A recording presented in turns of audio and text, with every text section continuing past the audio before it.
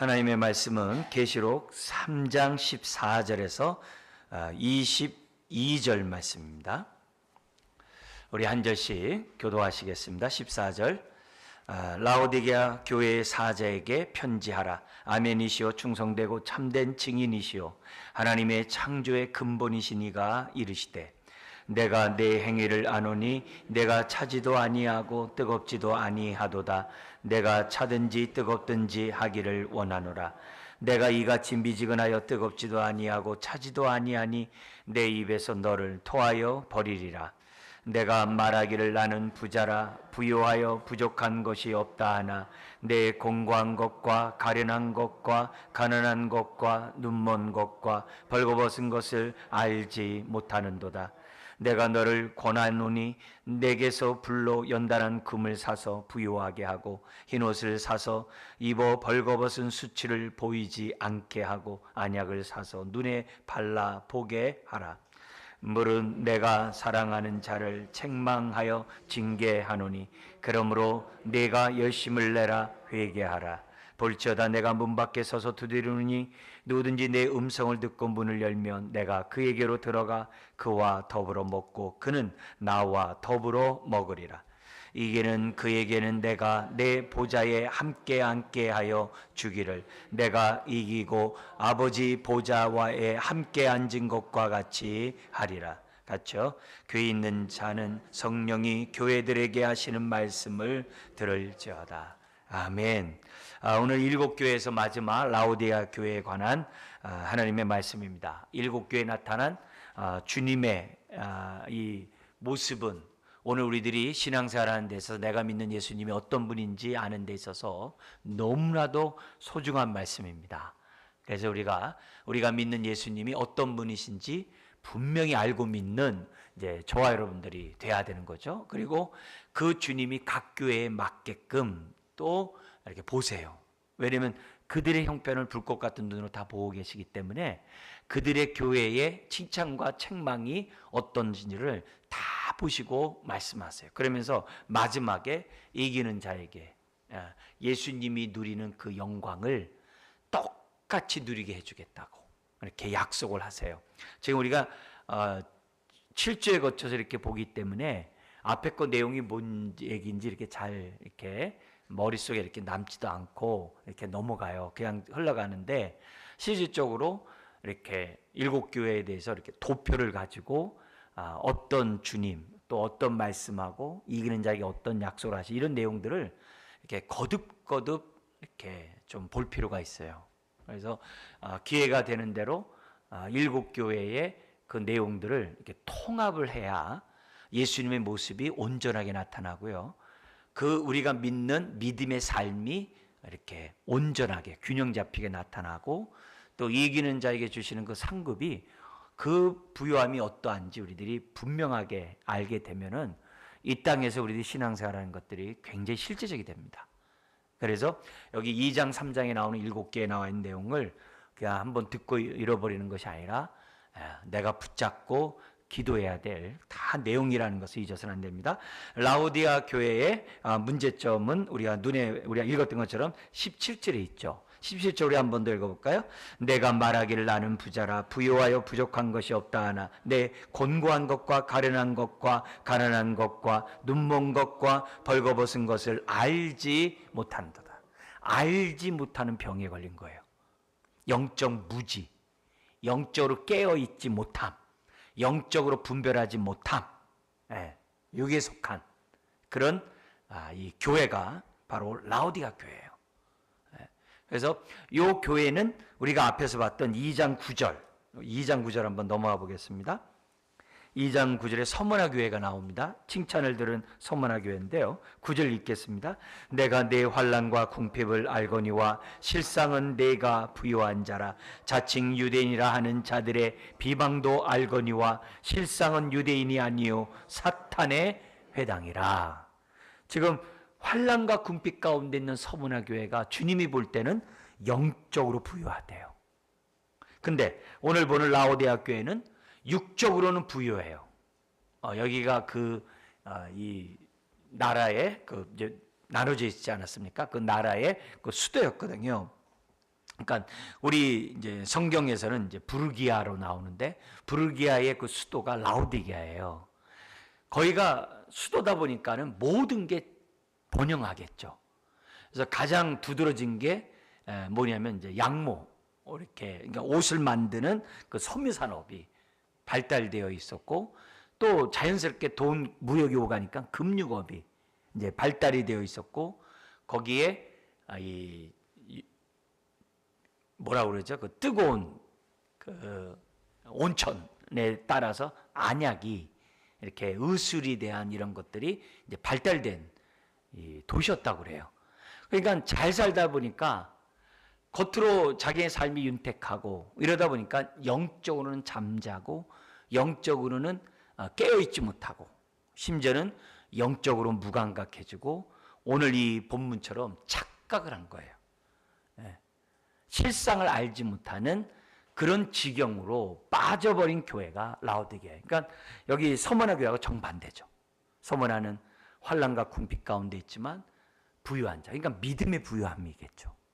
반면에 라오디게아는 잘 사는데 아주 믿음의 그러한 가난함에 빠져 있는 그 교회가 라오디게아 교회라는 것을 우리들에게 이제 보여주고 있습니다. 그러니까 그들의 편안한 부유하고 편안한 삶이 꼭 영적으로 부유하고 영적으로 이렇게 샬롬을 누리느냐, 그건 아니라는 것을 우리들에게 보여줘요. 그래서 오늘 이제 야고보서 2장에 있는 것처럼 신앙생활은 저와 여러분들은 내가 믿음의 부유함이 본질이지 그걸 주변으로 보면 안 돼요.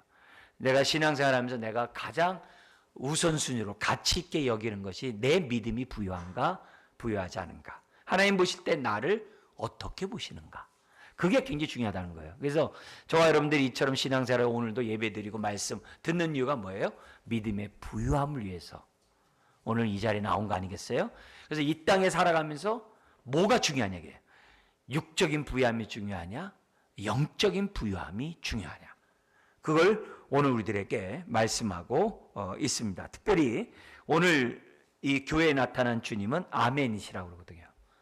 충성되고 참된 증인이신, 창조의 근본이신 주님이 딱 볼 때 너희들은 너희 자신을 알지 못한다 라고 불꽃 같은 눈을 가진 주님이 말씀했던 것을 보게 됩니다.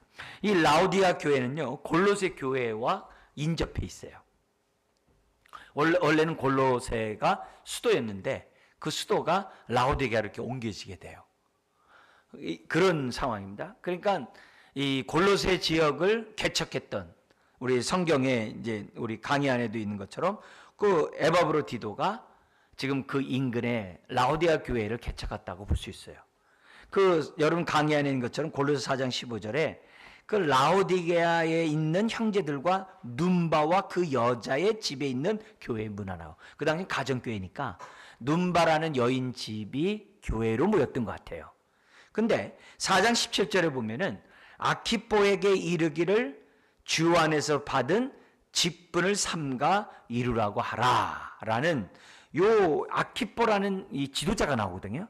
그래서 이 지도자가 라오디아 교회의 지도자가 아닌가 이렇게 이제 추측을 이제 할 수가 있습니다. 근데 이 7교회 편지 중에서 제일 마지막 이 교회가 끝이 참 좋으면 좋은데 제일 책망을 받아요.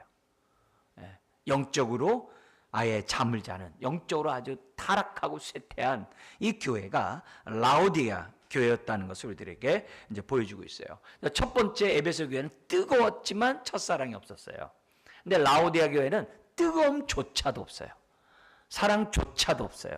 그냥 형식적인 교회가 라오디아 교회고, 오늘 이제 2만 불, 흔히 말하는 2만 불이 넘는 기독교 국가의 모습과 다를 바가 없는 거예요. 그러니까 우리나라가 3만 5천 불 이렇게 되니까 우리가 80년대서부터 이런 라오디게아 분위기를 우리가 갖고 있다라고 보면 틀림없어요. 이제 이런 가운데 우리가 어떻게 해야 되는가, 이제 저와 여러분들이 이제 생각해 봐야 합니다. 자, 이런 가운데 14절 라오디게에 말씀하신 예수님은 아멘이시라고 첫 번째 얘기를 합니다. 아멘은 진실로라는 말이에요. 그래서 요한복음에 보면 내가 진실로 진실로 너에게 말하노니 이렇게 하시잖아요. 그게 뭐냐면 내가 아멘 아멘이요 너 그리고 아멘인 내가 너에게 말한다 이 말이에요. 그러니까 번역하면 안 되는 말인데 우리가 이 번역을 했어요. 할렐루야 말 번역 안 하잖아요. 우리 그런 것들처럼 번역할 필요가 없는 건데 우리가 번역을 했어요. 근데 이 아멘이 히브리 말로 지금 여기 나와 있는 그 진실이에요. 이 아멘이 우리 성경에서는 진실, 진리로 번역을 해요. 그 가장 대표적인 것이 이사야 65장에 메시아가 오면 어떤 역사에 이룰 것이라는 예언이 나와요.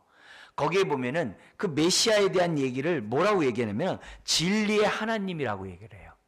근데 그 진리의 하나님이 뭐냐면 아멘의 하나님이에요. 아멘은 번역을 진리의 하나님으로 해서 이렇게 나온 거지 원래 원문 자체는 아멘의 하나님이에요. 아멘의 하나님. 근데 그 아멘의 하나님이 어떤 일을 하느냐? 그 이사야 65장 17절 그 다음 규제로 보면 새 창조를 이루신대. 새 창조. 우리 새 창조 그러면 우리 이미 예수 그리스도의 십자가 죽음과 부활을 통해서 새 창조가 시작된 걸 이미 우리는 알고 있잖아요. 예수 그리스도를 통해서 새 창조가 이루어진 것을 우리는 알잖아요. 그래서 예수님이 마지막에 그러잖아요. 내가 만물을 새롭게 하노라. 할렐루야.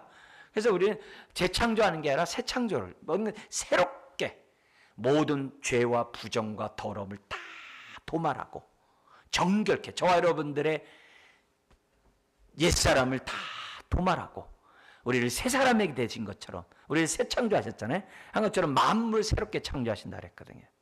그런 약속이 이사야 65장에 나와요. 근데 그 새 창조하시는 분이 누구예요? 아멘의 하나님이. 아멘의 하나님. 우리는 진리 하나님이라고 번역했어요. 그게 아멘 하나님. 똑같은 얘기예요. 그게 이 말은 뭐예요? 성부 하나님에게 붙여졌던 그 아멘의 이름이 성자 예수님에게 붙여진 거예요. 그러니까 삼일체 하나님이다 이 말이에요. 그러면서 아멘일 뿐만 아니라 충성되고 참된 증인이래요. 이 충성되고 참된 증인이 이미 1장 5절에서 우리 먼저 예수님이 하신 말씀이에요. 우리가 이미 이제 거기서 했던 얘기인데 이 말은 뭐냐면 충성되고 여기 참된 증인이라는 말은 뭐에 대한 설명이냐? 아멘의 주님에 대한 설명이에요. 아멘이신 예수님은 어떤 삶을 살았냐? 충성되고 참된 증인으로 살았다 이 말이에요. 우리 1장에서 봤던 거예요 앞에요. 근데 이 충성되고 참된 증인은 반드시 뭐와 연결되느냐? 고난과 순교로 연결돼요. 그것을 다 당하신 분이 누구예요? 예수님이죠. 예수님이죠. 근데 그분이 우리 죄만을 담당하고 다 죽은 줄 알았는데 부활함으로 우리를 의롭게 할 뿐만 아니라 죄와 사망 권세를 파해버리시는 놀라운 역사를 이루셨잖아요. 우린 그건 이미 우리가 알고 있어요. 그래서 이제 그런 의미에서 그러면 여기서 아멘이여 참된 증인이라 했을 때 뭐에 대한 증인이냐? 뭐에 대한 증인으로서 예수님이 이 땅에서 사역했느냐? 뭐에 대한 증인이겠어요? 아까 이사야 65장 17절인 것처럼 새 창조의 증인으로서 이 땅에 사는 새 창조의 증인이 뭐예요? 새 창조의 증인이 뭐예요? 저와 여러분들을 죄에서 자유하게 하고 의롭다함을 베풀고 저와 여러분들에게 영생의 축복, 하나님의 자녀가 된 영생의 축복을 주시는 그 모든 게 다 뭐예요? 예수님의 구원 사역이고 예수님의 구원 사역이 새 창조의 역사이고 그 일에 예수님은 어떤 분이세요? 참된 증인으로서의 역할을 다 수행했다라고 성경 우리들에게 가르쳐주고 있습니다. 자, 그래서 오늘 이런 메시지 속에서 예수님이 아멘일 뿐만 아니라 충성되고 참된 증인이세요. 아멘이신 예수님이 이렇게 구원 사역을 했단 말이에요. 어떤 구원 사역이요? 그 뒤에 하나님의 창조의 근본이신 이가. 이 말은 뭐예요? 예수님이 창조의 근본이란 말은 새 창조의 시작이라 이 말이에요. 그래서 그렇게 연결이 되는 거예요. 이 말 자체가 딱 분리된 게 아니에요. 그래서 지금 뭐냐면 이 새 창조의 근본 시작하신 예수님이 라오디아 교회를 딱 보니까 형편없게 짝이 없는 거예요. 너무나도 신실하지 못한, 그러니까 충성되고 참된인데 반대죠. 불충성하고 참되지 못한 교회. 새 창조의 역사에 역행하는 그런 교회. 아멘이어야 되는데 진실하지 못한 교회. 그게 라오디아 교회예요. 이렇게 책망받은 교회가 없죠. 그래서 이런 모습 속에서 말씀을, 근데 말씀하셨다는 자체가 뭐예요? 기회죠. 우리가 새롭게 창조될 수 있는 기회죠. 아멘이신 주님에 따라서 우리들이 하나님의 구원의 은혜를 받을 수 있는 기회가 말씀하셨다는 데서 우리들이 찾아볼 수가 있습니다.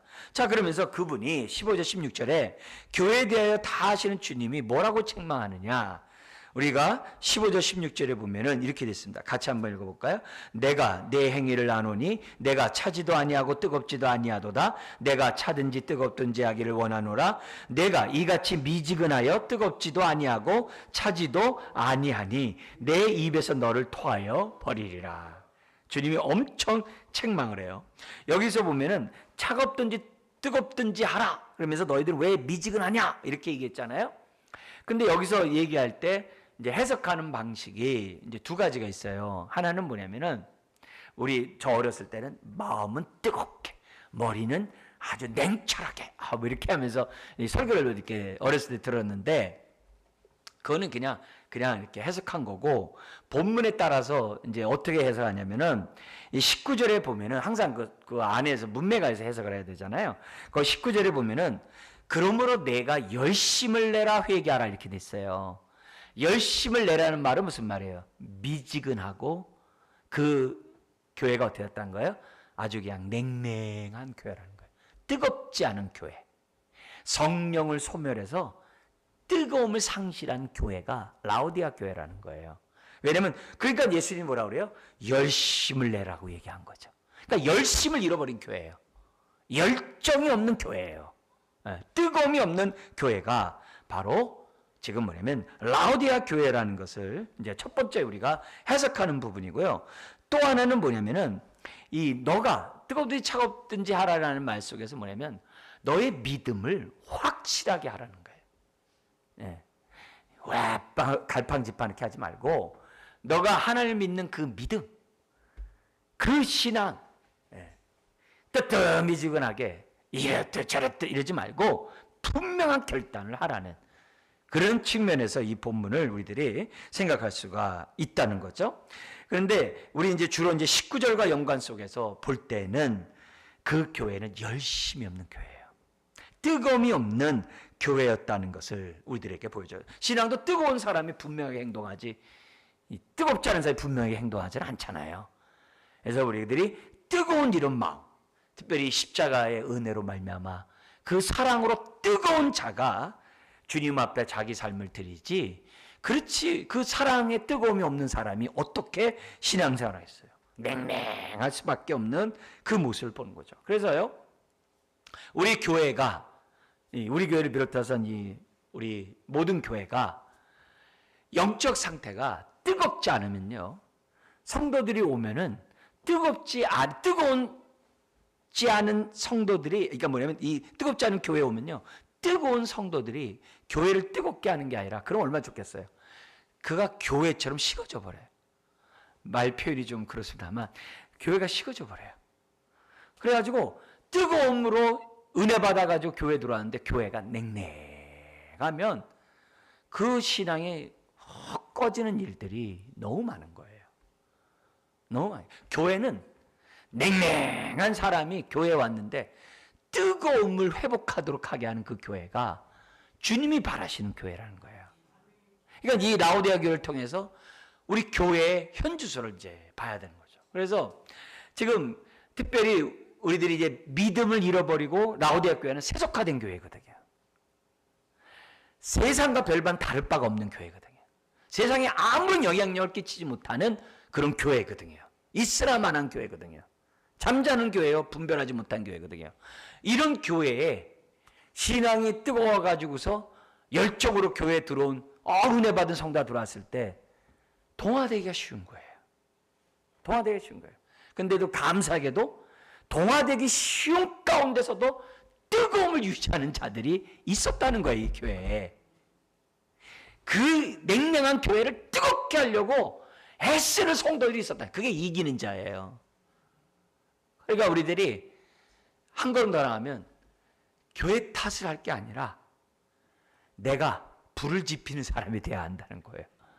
하나님의 사랑을 깨닫고 그 뜨거운 사랑으로 교회를 뜨겁게 하는 그런 교회가 되도록 해야 한다는 거예요.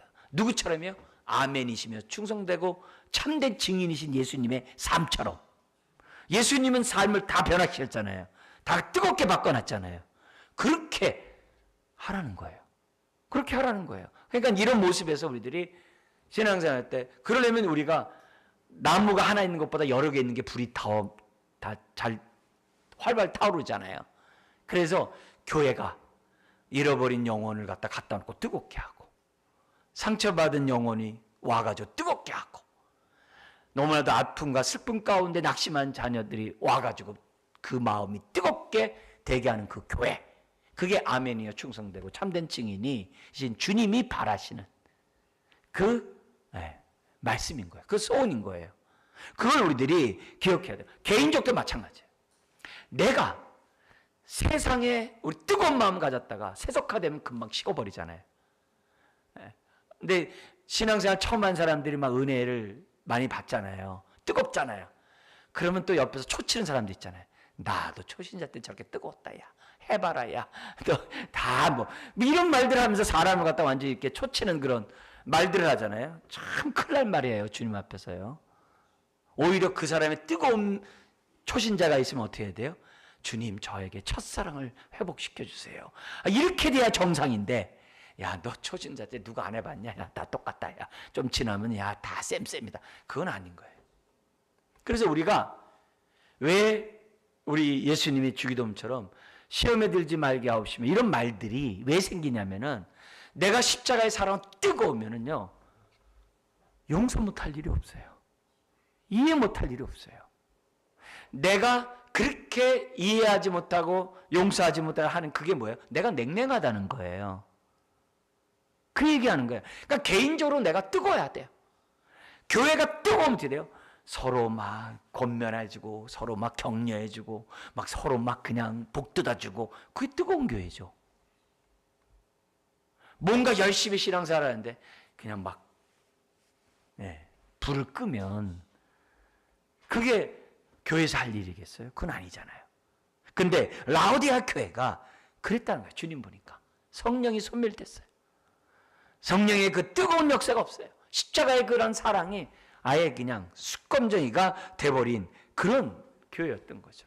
지역적으로 여기 라오디아 교회가 큰 도시가 되다 보니까 이 양쪽 산에서 내려오는 이 히아라볼리에서 거기서 온천물이 내려와서 뜨거운 물이 내려오고 이 골로새에서 찬물이 이렇게 내려오거든요.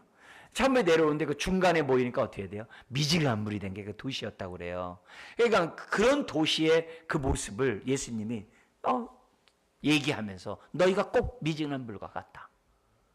그렇게 지금 지적하고 있는 거예요. 근데 안타깝게도 이 교회는 자신들의 영적 상태를 볼 수 있는 눈이, 영적인 안목이, 분별력이 없었던 거예요.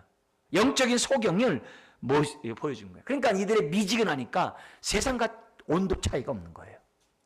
세속화돼 버린 그 모습이에요. 가시떨기밭 있죠. 가시떨기에 떨어진 그 씨앗처럼 세상의 쾌락과 돈에 대한 탐욕과 이 많은 일들에 대한 이 복잡한 일들로 인해 가지고 하나님의 말씀이 뿌리를 내리지 못해요. 도움이 안 되는 거예요. 이래 어쨌든 간에 우리는 주님을 우리 안에 모시고 있는 저와 여러분들이기 때문에 뜨거워야 돼요. 우리의 삶이 아멘이 돼야 되고 충성되고 참된 증인의 삶을 살아야 돼요. 우리의 삶이 새 창조의 삶을 살아요. 우리가 새 창조의 삶을 사는 게 뭐죠? 날마다 옛사람을 벗어버리고 새 사람을 덧입는 게 새 창조의 삶이에요. 왜? 우리는 이미 그리스도의 의의 옷을 입은 자들이거든요. 예수 믿고 의롭다함 받았다는 얘기는 그리스도의 의의 옷을 입은 거라고 로마서 14장에 얘기하거든요. 그런 사람은 날마다 옛사람을 벗어버리고 새 사람을 덧입는 새 창조의 삶을 살아야 되는 거거든요. 그잖아요. 회개가 뭐예요? 새롭게 하기 위해서 새로 회개하는 거잖아요. 그런 모습을 우리가 이 라오디아 교회를 통해서 우리들이 봐야 한다는 거죠. 그러면서 지적하는 거예요. 그 17절에 보면 이렇게 책망 이유는 17절에 뭐냐면 너희들이 형편없음에도 불구하고 알지 못한도다. 영적 무지죠. 근데 영적 무지는요 성경에서는요 교만이에요. 영적 무지는 교만입니다. 그러니까 외적인 풍요함이 내적인 이 분별력을 상실하게 만들었다는 것을 우리들에게 보여주고 있어요. 그러니까 긍휼업이 성행했고 이렇게 양모 사업이 아주 성공해가지고 막 좋은 옷감들이 나오고 이름난 안약으로 많은 돈을 벌었지만 정작 자기의 영적인 치유를 위해서는 사용하지 못하는 그런 교회였다는 거예요. 주님은 아시는데 자신들은 몰라요. 이것보다 비참한 게 없죠. 우리 교회가 또 저와 여러분들이 이러지 않길 주의 이름으로 축원합니다. 은혜가 있어야 돼요. 그러면서 이 미지근한 교회를 향한 해결책이 18절부터 20절에 구구절절이 나옵니다. 첫 번째가 18절에 있습니다. 내가 너를 권하노니 내게서, 다른 데서 구하면 안 돼요. 예수님에게서 세 가지를 구하래요. 첫 뭐냐면 사서 구해래요. 그러니까 첫 번째 뭘 사느냐? 불로 연단한 금을 사래요. 거기서는 금은 부하가 넘쳐난 동네라고 그랬잖아요. 그 도시라고 그랬잖아요. 그런 게 중요한 게 아니라 영적인 금, 불로 연단한 금을, 그러니까 통례적으로 이건 뭐냐면은 예수 그리스도 안에 있는 보화라고 얘기하는데 좁게 얘기하면은 믿음의 부요함이라고도 얘기하는 거예요. 그 영적인 부요함을 너희가 관심을 가져야지 육적 부요함에 빠져 있으면 안 된다 이 말이에요. 그런 의미에서 불로 연단한 금을 누구로부터 사요? 예수님에게 사야 돼요. 뭘로 사는 거예요? 믿음으로 사는 거예요. 두 번째 뭘 사느냐?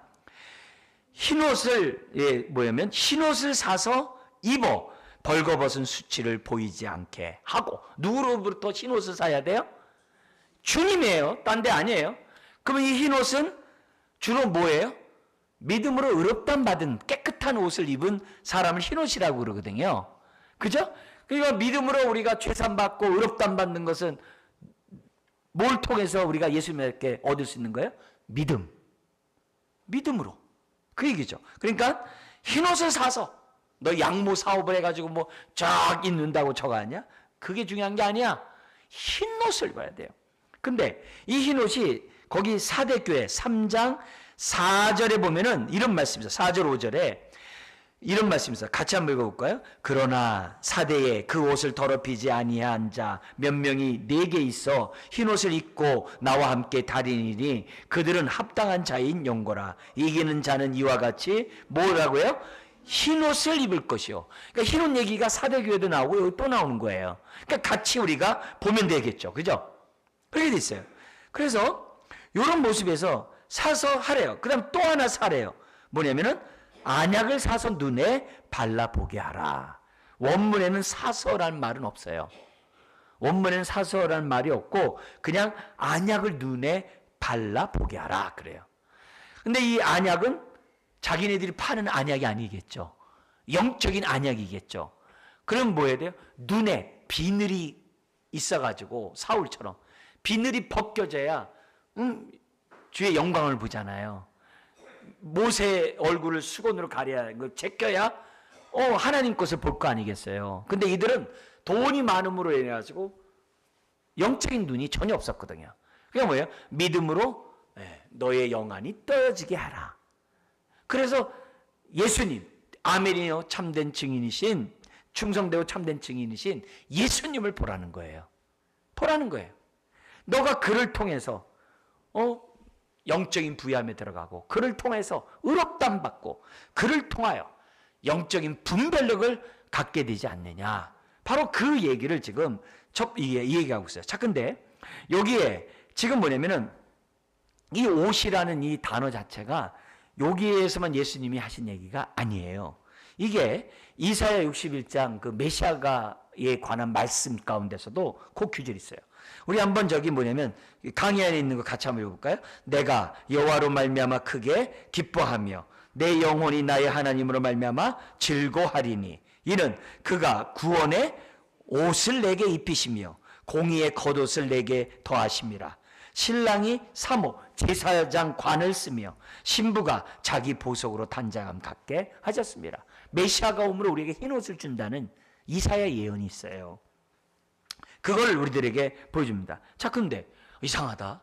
하나님이 우리가 영적인 부유함에 들어가고 의롭다함 받는 것은 믿음으로 값없는 선물이라고 했는데 여기 왜 또 사라고 그러지? 전혀 충돌이 아니에요. 충돌 아니에요. 그만큼 내가 어떻게 돼요? 믿음이 하나님의 은혜의 선물이지만 그 믿음을 내 것으로 되게 삼아야죠. 그게 있어야죠. 그런 의미에서 뭐냐면 이사야 55장 1절에 보면 이런 말씀이 있어요. 제가 읽어드릴게요. 오라 너희 모든 목마른 자들아 물로 나오라. 돈 없는 자도 오라. 너희는 와서 사 먹되 돈 없이 값 없이 와서 포도주와 젖을 사라. 이게 같은 얘기거든요. 같은 얘기. 또 예수님들이 있어요. 이 뭔 얘기냐면요. 보화와 진주의 비유를 통해서 뭐라고 했냐면은 보화를 반결했을 때 농부는 어떻게 돼요? 자기가 가진 모든 것을 가지고 가서 어떻게 돼요? 그 밭을 사서 그렇게 얘기하잖아요. 진주 발견해서도 어떻게 돼요? 자기의 모든 것을 팔아 그 진주를 샀다 그러잖아요. 다 같은 개념이에요.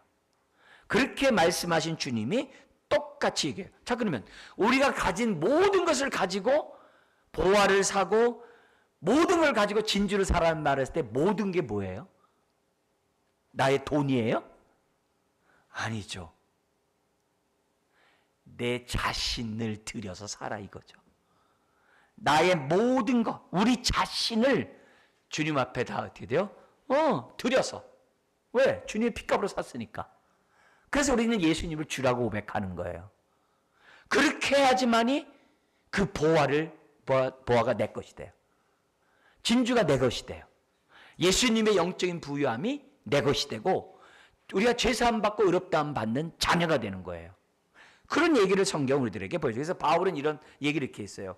내가 그리스도를 위하여 내가 유익하던 무엇이든지 내가 유익하던 것을 내가 그리스도를 위하여 다 해로 여김은 내 주 그리스도 예수를 아는 지식이 가장 고상하기 때문이다. 이렇게 얘기를 해요. 자기의 모든 걸 다 버리고 예수 그리스도를 얻는 것에 모든 걸 다 투자한 그게 바울이었거든요. 같은 얘기예요.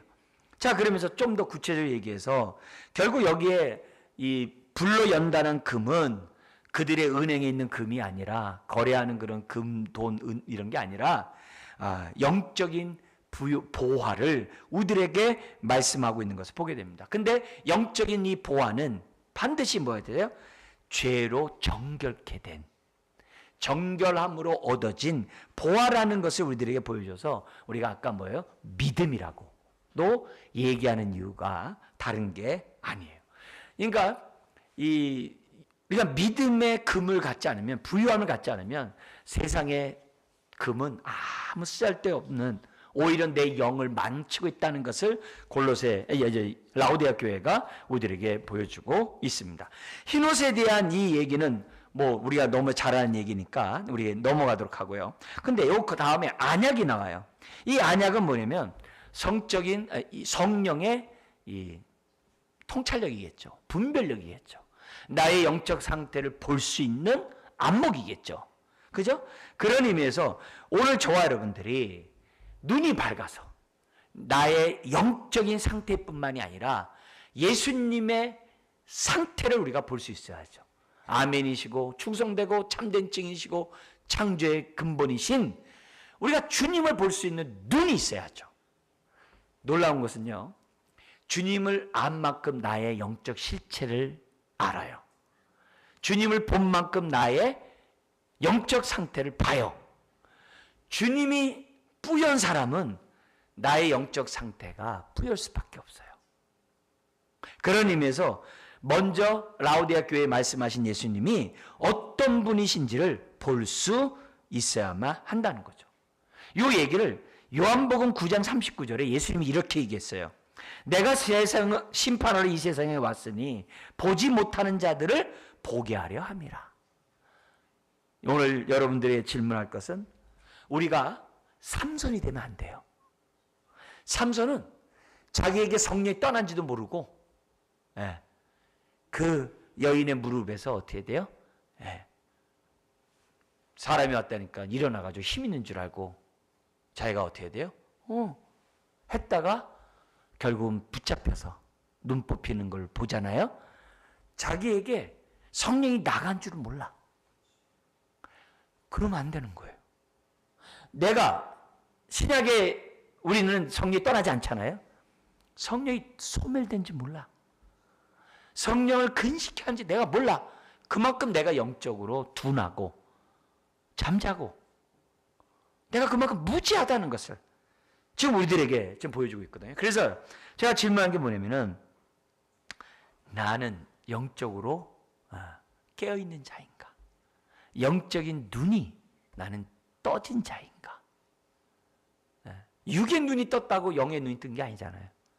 우리는 주의 말씀을 대할 때마다 사랑으로 느껴지는가?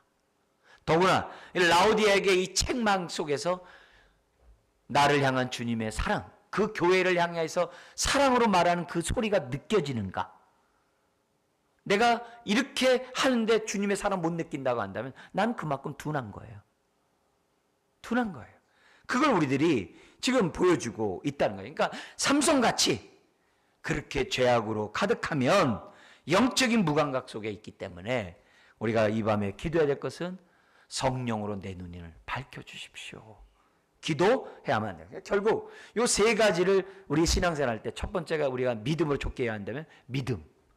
그리고 우리가 또 옷이 뭐예요? 거룩, 의, 성결이잖아요. 그렇게 성결. 그 다음에 통찰력, 이런 분별력. 이 세 가지가 기본적으로 있어야 우리가 하나님을 보실 때 부유한 자가 되지. 우리가 영적인 걸 추구하지. 그렇지 않으면 안 된다는 것을 우리들에게 보여주고 있어요. 나의 믿음은 진짜인가? 내가 의롭다함 받고 의의 삶을 사는 삶이 나는 실제인가? 아멘이고 충성되고 참된 증인을 볼 때 진짜인가? 한번 내 모습을 보라는 거죠. 그 다음에 두 번째로 나오는 것이 뭐냐면 19절이에요.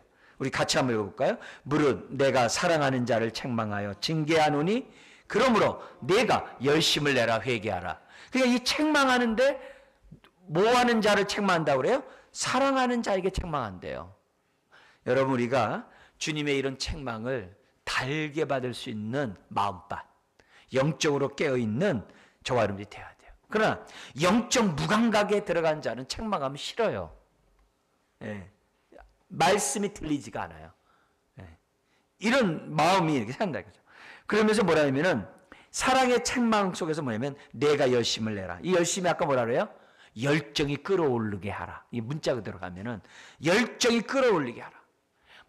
무슨 일인지 믿음으로 확실하게 진지하게 그 일을 처리하라. 이렇게 우리들에게 보여주고 있습니다. 그래서 여기서 열심이라고 하면 우리는 감정적으로 생각하기 쉽잖아요. 그게 아니에요. 여기서 우리가 열정을 가지라는 얘기는 뭐냐면 아멘이신 주님을 꽉 붙잡고, 예? 우리 나오면 아멘이신 주님을 꽉 붙잡고, 아멘이신 주님 꽉 잡는다는 무슨 말이에요? 진리를 꽉 잡고.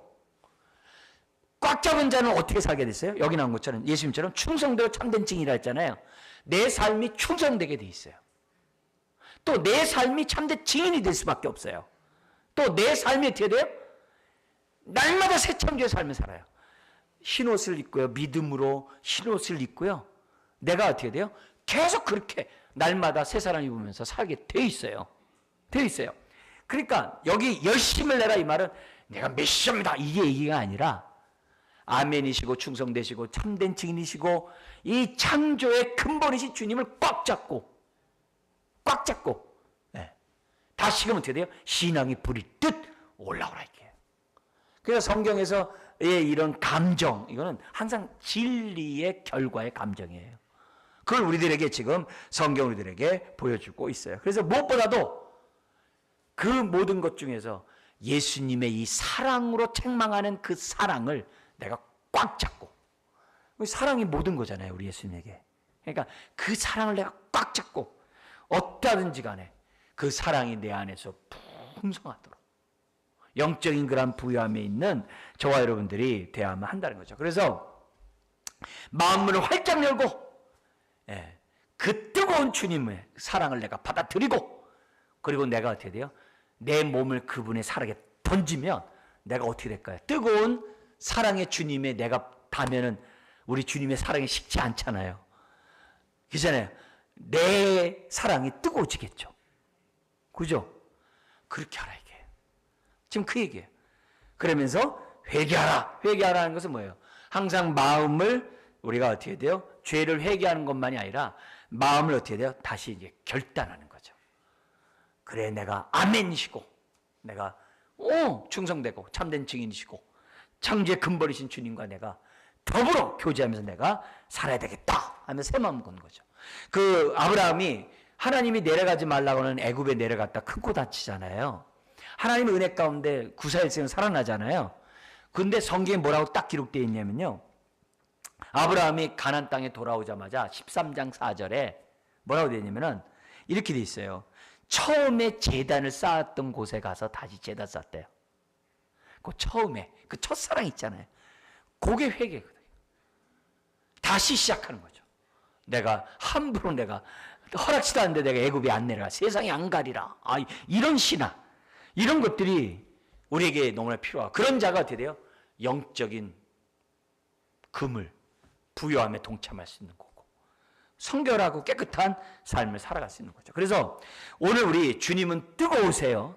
그러면 냉랭한 우리가 살 길은 뜨거운 주님 앞에 내 삶이 들어가는 것밖에 없어요. 우리 교회가 뜨거워지는 방법은 우리 교회가 주님 품에 이렇게 들어갈 밖에 없어요. 들어가려면 어떻게 돼요? 주님의 사랑을 내가 먼저 팍 받아야죠. 그래서 기쁨 속에 내 삶을 던지는 그것이 있어야만 한다는 것을 우리들에게 보여주고 있습니다. 자, 그러면서 20절에 이렇게 되어 있습니다. 같이 한번 읽어볼까요?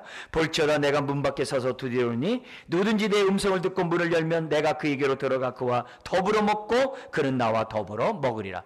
이건 불신자에게 전도할 때 쓰는 용어지만 원래는 라오디아 교인에게 쓴 말이에요. 그러니까 이 교인은 뭐예요? 주님을 문 밖에 놓고 있는 교회예요. 왜? 냉랭하니까. 믿음의 부유함이 없으니까. 주님을 문전박대한 교회가 라오디아 교회예요. 그런 교회예요. 근데 이 문은 누가 열 수 있어요? 집 안에 있는 저와 여러분들이 열 수 있는 거지 주님이 여는 게 아니에요.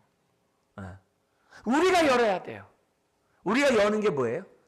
내 마음 문을 활짝 열고 주님을 갖다 나의 주님으로 영접하고 내 삶을 어떻게 돼요? 주님께 다 맡기는 게 문을 여는 거죠. 내 인생의 주인이 내가 아니라 주님이 내 인생의 주님이요, 내 삶의 주인이라는 것을 인정하는 자가 문을 연 거죠. 그걸 우리는 회개라고 그러죠. 그게 회개라고 그러죠. 그러니까 여기서 우리 주님 뭐냐면은 문을 열라 이게요. 예. 문을 열라 이게요. 누구든지 내 음성을 듣고 문을 열면, 예. 이거 회개하는 거거든요. 열면 그에게로 들어가. 이렇게 되어 있어요. 그러니까 근데 들어온 게 끝나는 게 아니라 복음의 핵심이 나와요. 그게 뭐냐면은 내가 그에게로 들어가 그와 더불어 먹고 그는 나와 더불어 먹으리라 라는 요 만찬의 축복이 나오는 거예요. 요게 성만찬이에요. 요게 진정한 만찬이고 요게 훗날 혼인잔치 때 우리가 누리게 될 만찬이에요. 뭘 먹어요? 예수님을 먹는 거예요. 먹는 게 뭐겠어요? 주님과 교제하는 거죠. 교제하는 거죠. 그래서 요 메시지 속에서 우리들이 기억해야 될 것은 뭐냐면은 탕자의 비유에서도 탕자가 돌아오고 용서받았다는 게 핵심이 아니에요. 돌아온 자에게 송아지를 잡고 아들의 신분을 회복하고 잔치를 벌이는 게 탕자 비유의 핵심이에요. 그게 복음의 핵심이에요. 예수님이 우리를 구원한 핵심이에요. 우리를 구원한 목적이 믿음을 의롭다 받고 자녀가 된 목적이 우리와 어떻게 돼? 더불어 먹으려고, 잔치에 참여하게 하려고, 다른 말로 하면 교제케 하려고 우리에게 그렇게 했다는 것을 우리들에게 보여주고 있어요. 그래서 예수님은 먹기를 탐하는 자란 말을 들을 정도로 잔치를 많이 베풀었어요. 왜요? 하나님 나라는 잔치와 같다는 것을 보여주려고. 그래서 가나온 잔치에게도 하나님이 흥이 꺼지는 그곳에 참된 기쁨을 준 게 가나온 잔치예요. 항상 예수님은 이렇게 잔치 속에서 신앙생활을. 그러면서 예수 믿는 사람에게 기본이 뭐냐? 잔치라는 거예요. 그래서 거기에 자유함이 있고 누림이 있고 축복이 있고 부유함이 있다는 말이 잔치라는 말이에요. 그게 예수 그리스도 안에 예수 그리스도와 교제함으로 누린다는 거예요. 그게 성경 말씀이에요. 그걸 우리들이, 저와 여러분들이 잊어서는 안 된다는 거죠. 그러면서 이기는 자에게 어떤 축복을 주느냐? 너무 놀라워요. 우리 한번 같이 읽겠습니다. 이기는 그에게는 내가 내 보좌에 함께 앉게 하여 주기를, 내가 이기고 아버지 보좌에 함께 앉은 것과 같이 하리라. 여러분, 강조점이 뭐냐면 같이 하리라예요. 뭔 같이예요? 우리 예수님이 내가 이기고 그랬어요. 부활 승천하시고 그게 이긴 거잖아요. 이기고 하나님 보좌에 함께 앉은 것을 예수님이 지금 누리고 있잖아요. 근데 같이 누리겠대요. 같이 앉게 해주겠대요. 약속에. 아니, 세상에 너무 놀랍지 않아요? 뭐예요? 제일 망나니 같은 교회고 영적으로 죽어있는 교회인데 축복은 제일 좋아. 도무지 소생 건덕지가 없는 교회인데 하나님의 약속의 축복의 가장 큰 축복이 지금 여기 나온 축복이거든요. 참 하나님의 은혜는 다함이 없어요. 그래서 주님과 함께 보좌에 앉게 해주겠다라고 기록하고 있어요. 근데 이 얘기는 이미 마태복음 19장 28절에 예수님이 하셨어요. 같이 읽어볼까요? 강의하는 대로 인자가 자기 영광의 보좌에 앉을 때에 나를 쫓는 너희도 12 보좌에 앉아 이스라엘 12지파를 심판하리라. 그죠? 그렇게 돼 있어요. 중요한 거는 뭐예요? 주님이 누리는 그것을 저와 여러분들이 같이 하리라. 같이 누리리라. 그러면 주님과 함께 보좌 옆에 앉아서 뭐 하는 거예요? 왕노릇 하리라. 그게 앞에서 1장에서 한 얘기예요. 주님과 함께 왕노릇 하게 한다. 여러분, 내가 이기고, 이 할렐루야. 그러니까 저와 여러분들이 뭐 하래요? 이기라는 거죠. 근데 예수님이 내가 이긴다는 이 말을 어디서 했냐면 체험 만찬 때 했어요. 체험 만찬 때 예수님이 뭐냐면 내가 세상을 이겼노라. 이러고 십자가 지셨거든요. 바로 그 얘기를 지금 다시금 확증하면서 우리에게 말씀해요. 내가 이긴 것처럼 너희도 이겨야 한다는 거예요. 뭘 사면요? 불러 연단한 금을 사고 흰옷을 입고 내가 안약을 발라서 영적인 눈이 뜨면 이기는 자가 된다는 거예요. 그걸 우리들에게 보여주고 있어요. 그러니까 이게 얼마나 좋아합니까? 그러니까 라오디아 교회는 이단이 생겨날 정도의 뜨거움이 없었어요. 그냥 세속화되는데 이단이 있을 필요도 없어요. 그냥 죄를 범하는 그런 자예요. 아무런 뜨거움이 그런 교회. 근데 그런 교회를 향한 주님의 사랑은 똑같아요. 변함이 없어요. 그리고 그들에게 하나님이 이런 축복을 주길 원해요. 근데 감사하게도 이런 라오디아 교회에서도 깨어서 회개하고 이 주님과 함께 이 약속의 축복을 누리는 성도들이 있었다는 사실이 할렐루야한 거죠. 그러니까 처음에 우리가 이 말씀을 대할 때 우리가 소망이 없다가도 이 약속을 보면 소망이 생기는 거예요. 여러분, 이 약속, 주님과 함께 보좌 우편에 앉는 이 약속 함께 누리기를 주의 이름으로 축원합니다. 그걸 우리가 간절히 사모해야죠. 그래야 오늘 우리가 이 땅에서 어떻게 돼요? 주님과 함께 왕노릇하죠. 그래서 주님과 왕노릇하기 위해서 먼저 나의 죄와 정과 욕심을 십자에 못 박는 게 뭐예요? 나를 통치하는 거거든요. 나를 통치하는 자가 세상에 물들지 않죠. 라오디아 교회같이 나를 통치하지 않으니까 어떻게 돼요? 세상에 물들어 버린 거죠. 그잖아요. 말씀에 따라 나를 처복종해야 하는데 안 하니까 세상이 세속화돼 버린 거죠. 그러니까 우리 주님이 진정으로 저와 여러분들이 왕노릇 하게 돼요. 그러니까 박해를 이긴 서문화 교회에게 이런 약속을 한 것도 아니고 이단을 이긴 두아디라 교회에게 한 것도 아니고 여기 아무런 흠이 없었던 빌라델피아 교회에게 이런 약속한 게 아니라 망나니 교회, 영적으로 잠자고 아주 그냥 세속화된 이런 미지근한 교회에게 이런 약속을 하셨어요. 그렇다면 오늘 저와 여러분들에게 동일하게 이 약속의 말씀을 주님이 하셨다는 거예요. 그러니까 우리 교회가 어떤 교회가 되도록 뜨거운 주님께 내가 어떻게 돼요? 먼저 그 사랑을 내가 받음으로 그 사랑이 뜨거워지고 그리고 내 삶을 주님의 사랑에 던져서 주의 말씀에 순종하면서 우리가 살아가면 교회에 오기만 하면 어떻게 돼요? 뜨거워지고 또 뜨거워지고 세상에서 식었다가 예배하면 뜨거워지고 또 서로 어떻게 돼요? 냉랭한 우리 지체들이 있으면 내가 그를 뜨겁게 해주고 그런 교회 저와 여러분들이 바라는 교회뿐만 아니라 우리 주님이 우리 몸된 교회에게 바라는 소원인 줄 믿습니다. 오늘 이 주어진 이 말씀을 기억하고 훗날 우리가 이 축복을 다 할 수 없지만 주님과 같이 우리가 볼 것을 생각하면서 오늘도 우리가 믿음으로 사는 저와 여러분들, 특별히 예수님처럼 아멘 내 삶을 진리를 붙잡고 사는 삶, 충성되고 참된 증인으로 날마다 새 창조의 삶을 살아가는 저와 여러분 되시길 주 여러분 축원합니다. 기도하겠습니다. 하나님 아버지, 교회에 있는 자는 성령이 교회들에게 하신 말씀을 들을지어다 했습니다. 주님의 이런 책망에는 사랑이 있음을 봅니다. 주여, 우리가 예수님을 믿는 자로서 내 삶이 아멘이 되기 원합니다. 충성되기를 원합니다. 참된 증인이 되기를 원합니다. 날마다 새로운 피조물로 살아가기를 원합니다.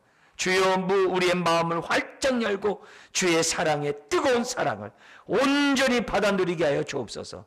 그리고 내 삶을 온전히 던지고 몸된 교회를 뜨겁게 하는 우리 모두가 되게 하여 주옵소서. 예수님의 이름으로 기도드리옵나이다. 아멘.